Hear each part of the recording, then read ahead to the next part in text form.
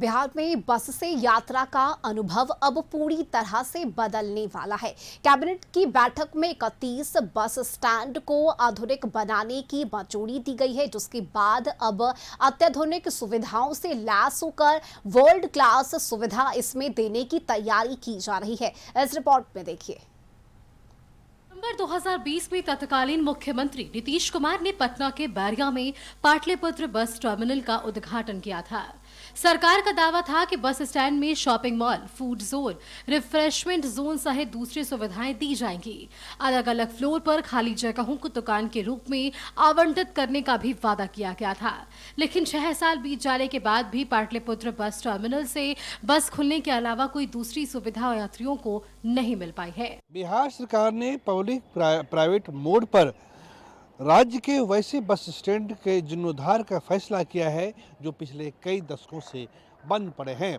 सरकार की कोशिश रहेगी कि निजी भागीदारी से राज्य के 30 से ज़्यादा सरकारी बस स्टैंड का जीर्णोद्धार किया जाए और उसे कुछ इसी रूप में परिवर्तित किया जाए। हम इस वक्त मौजूद हैं बिहार के सबसे बड़े सरकारी बस स्टैंड, जिसे पाटलिपुत्र बस टर्मिनल कहा जाता है, और यहाँ से पूरे बिहार के लिए और अलग अलग राज्यों के लिए बसें खुलती हैं। सरकार की कोशिश रहेगी कि जो 30 से ज़्यादा बस स्टैंड होंगे वहाँ पे अत्याधुनिक सुविधाएं दी जाएं, वहाँ पे शॉपिंग मॉल हो, वहाँ पे पार्किंग के लिए स्पेस हो और वहाँ पे फूड कोर्ट बनाया जाए, ताकि जो भी यात्री गाड़ी पकड़ने के लिए आए या ताकि जो भी यात्री दूर दराज की यात्रा से आए, उन्हें थकान से मिटान के लिए उन्हें एक बढ़िया जगह मिल सके। इसी कड़ी में ऐसे ही बस स्टैंड बनाए जाएंगे। उसमें बिहार के जो बड़े ज़िले हैं, भागलपुर है, पूर्णिया है, गया है, ऐसे सभी ज़िलों को शामिल किया गया है। लेकिन जिस पाटलिपुत्र बस टर्मिनल के सामने हम खड़े हैं, इसका 6 साल पहले बिहार के मुख्यमंत्री नीतीश कुमार ने भव्य उद्घाटन किया था और उस वक्त भी ये बिहार के लोगों को बताया गया था कि जब पाटलिपुत्र बस टर्मिनल पूरी तरह से बनकर तैयार हो जाएगा, यहाँ पे शॉपिंग मॉल होंगे, यहाँ पे फूड कोर्ट होंगे, यहाँ पे लोग जो भी यात्री आएंगे, जो भी मुसाफिर होंगे आएंगे, उसके लिए रिफ्रेशमेंट जोन होगा, गेमिंग जोन होगा। लेकिन फिलहाल 6 साल पुरानी ये बिल्डिंग बनके तैयार हो गई है। बाहर से काफ़ी आलीशान, बाहर से काफ़ी भव्य ये बिल्डिंग दिखती है। पाटलिपुत्र बस टर्मिनल का एक हिस्सा है। बाहर में बड़े महंगे महंगे शीशे लगाए गए हैं। लेकिन आपको जानकर आश्चर्य होगा कि जिस पाटलिपुत्र बस टर्मिनल का 6 साल पहले बिहार के तत्कालीन मुख्यमंत्री नीतीश कुमार ने उद्घाटन किया था, वहाँ जितनी बड़ी ज़मीन है और जितने बड़े बजट में इस पाटलिपुत्र बस टर्मिनल को तैयार किया गया था, उसके मुताबिक इसका फ़ायदा लोगों को नहीं मिल रहा है। 6 साल बीत जाने के बावजूद ना तो कोई फूडिंग जोन है, ना कोई रिफ्रेशमेंट जोन है, ना कोई गेमिंग जोन है और ना ही कोई शॉपिंग मॉल, ना कोई मल्टीप्लेक्स यहाँ पे खुल सका है। इस बात का जिक्र इसलिए किया गया है कि अब बिहार सरकार और परिवहन विभाग ने 31 सरकारी बस स्टैंडों के जीर्णोद्धार करने का फैसला किया है और अब एक बार फिर बस स्टैंड पर एयरपोर्ट वाली सुविधाएं दी जाएंगी। परिवहन मंत्री के मुताबिक 31 बस स्टैंड पर ग्राउंड के साथ 5 मंजिली इमारत बनाई जाएगी। ये काम पीपीपी मोड में होगा। बिहार राज्य पथ परिवहन निगम के 31 बस अड्डों को पीपीपी मोड पर विकसित करने का निर्णय पारित किया है।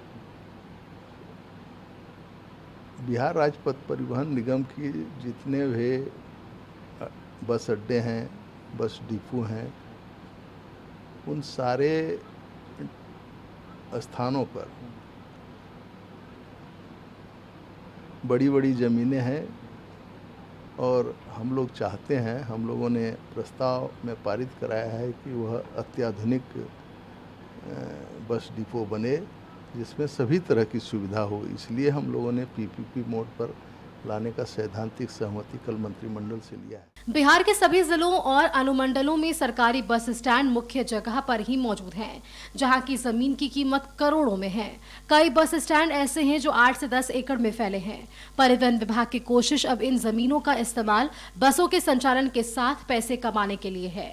योजना के तहत सभी सरकारी बस स्टैंडों के जीर्णोद्धार की योजना है। पीपीपी मोड पर बिहार में 31 विश्व स्तरीय बस स्टैंड बनेंगे। G+4 से लेकर G+6 बिल्डिंग का निर्माण होगा, जहां होटल, शॉपिंग मॉल और फूड कोर्ट की भी विकसित करने की योजना है। ग्राउंड फ्लोर पर बसों का संचालन होगा, जबकि ऊपरी मंजिल पर यात्री सुविधाएं विकसित होंगी। पहली मंजिल पर एयर कंडीशनर और सामान्य वेटिंग रूम के साथ निगम का प्रशासनिक कार्यालय, फूड कोर्ट, रिटेल दुकानें और सुविधा केंद्र भी स्थापित किए जाएंगे। बस यात्री होंगे, उनको सभी तरह की अत्याधुनिक सुविधाएं उसमें उपलब्ध कराई जाएगी। बस यात्री जो विश्रामालय होगा, शौचालय होगा या फिर और सारे चीज़, प्रतीक्षालय होगा, बेहतर टिकट काउंटर होगा, बेहतर सूचना प्रणाली वहाँ विकसित की जाएगी। और फिर जो पीपीपी मोड पर विकसित किया जाएगा उसमें यात्रियों के लिए जो सुरक्षित स्थान होगा हम लोगों के यूज के लिए, उसके अलावे जो कंस्ट्रक्शन होगा उसमें बहुत तरह की दुकानें होंगी, मॉल होगा, जिसमें अनेक सामानों की बिक्री कर लोग उसका लाभ ले पाएंगे। तो मैं समझता हूँ कि यह अभी तो सैद्धांतिक सहमति मिली है। योजना काफी अच्छी है, लेकिन कुछ ऐसा ही वादा बैरिया बस स्टैंड बनाने के वक्त भी किया गया था, जो पूरा नहीं हुआ। और अब 31 जिलों के लिए यात्री सुविधाओं के लिए सरकार ने बड़ी योजना बनाई है। 30 से ज़्यादा सरकारी बस स्टैंड को जीर्णोद्धार करने की योजना एक बेहतरीन पहल कही जा सकती है।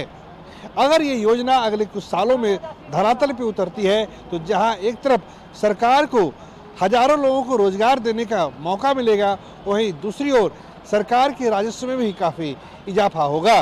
कैमरा पर्सन फिरोज के साथ प्रीतम कुमार, कशिश न्यूज, पटना।